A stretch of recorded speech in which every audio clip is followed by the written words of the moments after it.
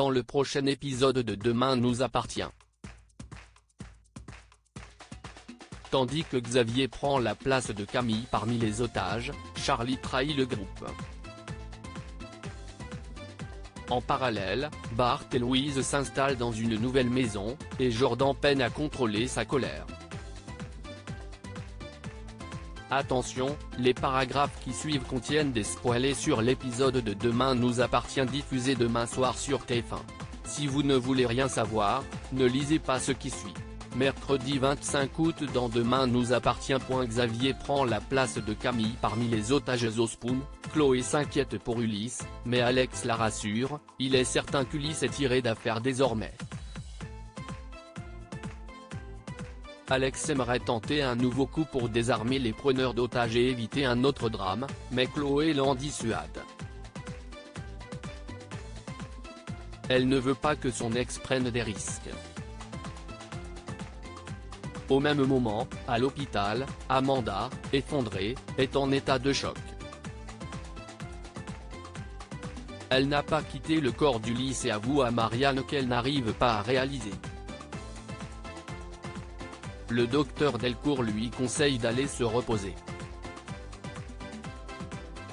Avant de quitter la pièce, Amanda dépose un dernier baiser sur les lèvres de son petit ami et fond en larmes. Xavier décide de se constituer otage à la place de Camille. D'abord réticent, Martin accepte de le laisser faire, à condition qu'il soit équipé d'un mouchard. Xavier vient frapper au rideau métallique du Spoon et s'adresse aux preneurs d'otages pour leur faire part de sa proposition. Ophélie pense tout d'abord qu'il s'agit d'un piège, mais Anthony la convainc d'accepter de procéder à l'échange. Le procureur fera un très bon moyen de pression en cas de besoin. Après avoir pris son père dans les bras, Camille est donc libérée et retrouve Maud et Judith. Sonnée, elle leur demande des nouvelles d'Ulysse et s'effondre en larmes lorsqu'elle apprend qu'il est décédé. À l'intérieur du Spoon, Anthony fouille Xavier pour s'assurer qu'il n'ait pas d'arme ni micro. Xavier retrouve ensuite Chloé et Alex qui sont assis au sol. Au sous-sol, Anthony comprend qu'une deuxième pièce se cache derrière l'un des murs. Il commence à casser le mur à l'aide d'une pioche et demande à Charlie de l'aider. Mais la jeune femme se fait mal à la main. Anthony soigne sa blessure et avoue qu'il est désolé de l'avoir mis dans une telle situation. Il ajoute que si les circonstances avaient été différentes, il ne l'aurait pas jetée lorsqu'elle a essayé de lui faire des avances. Charlie comprend alors qu'Ophélie est la sœur d'Anthony, et non sa petite amie. Xavier, quant à lui, explique aux autres otages qu'Ophélie et Anthony sont les enfants d'un braqueur et qu'ils cherchent de l'argent qui aurait été caché par leur père ici. Lorsque Tristan lui demande des nouvelles d'Ulysse, Xavier ment et prétend qu'il va bien. Plus tard, au sous-sol, Anthony continue de creuser avec l'aide de Xavier et d'Alex. Ce dernier finit par tomber sur quelque chose. Il s'agit d'un coffre. Anthony l'extrait de terre et trouve enfin ce qu'il cherchait à l'intérieur, des lingots d'or. Une fois de retour à l'étage, alors qu'Ophélie et Anthony s'extasient devant les lingots d'or laissés par leur père, Alex et Sylvain en profitent pour les attaquer par surprise et tenter de les maîtriser. Ophélie laisse tomber son arme au sol et Charlie la ramasse. Elle la pointe tout d'abord en direction d'Ophélie, puis finit par la rendre à la preneuse d'otages qui reprend alors le contrôle de la situation.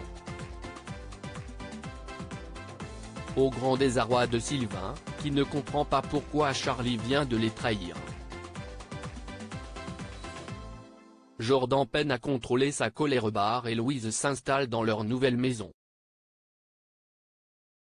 Bart laisse entendre à sa compagne que l'euphorie de cette nouvelle vie lui donne envie de monter, dans un avenir plus ou moins proche, leur propre restaurant.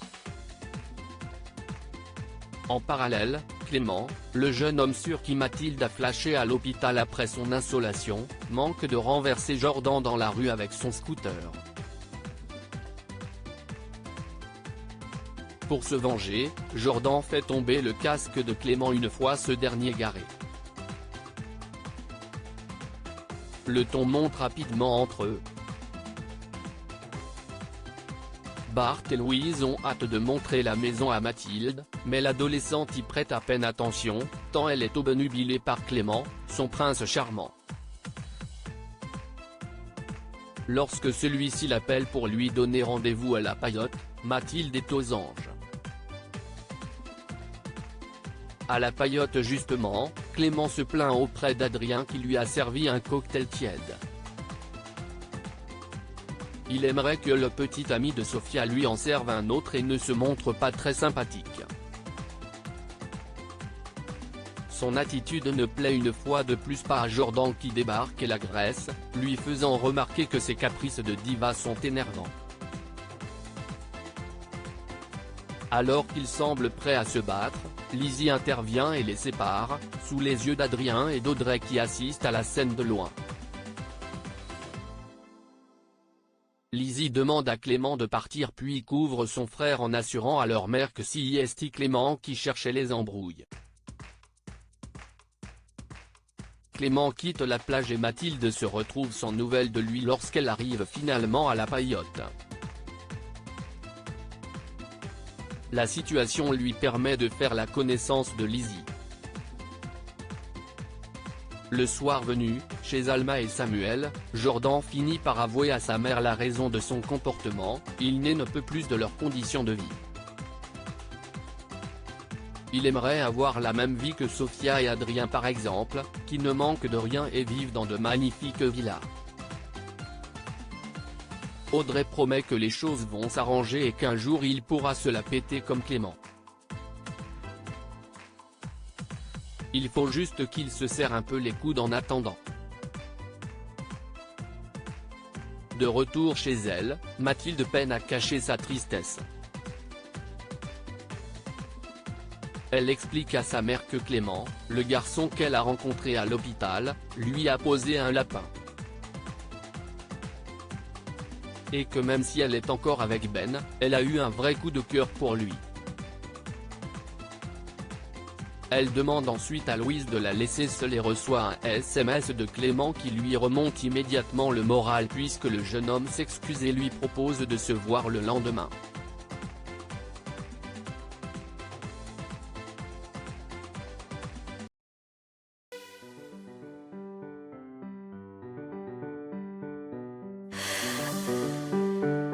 나